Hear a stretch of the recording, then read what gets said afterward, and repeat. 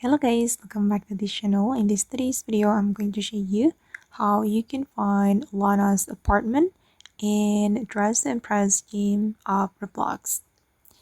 Okay, let's get into it guys. There is a mini update in Dress to Impress, and in this update, you'll be able to find Lana's apartment on the free play mode.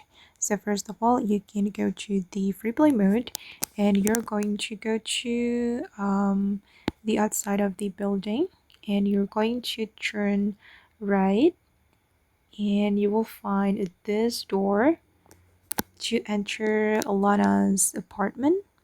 And once you enter this apartment, you're going to go to the second floor.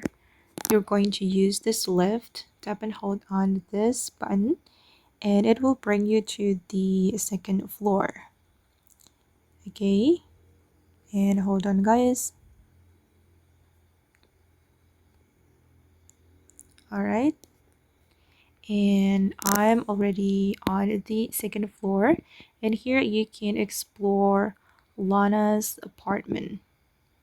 Okay, there are some interactive items.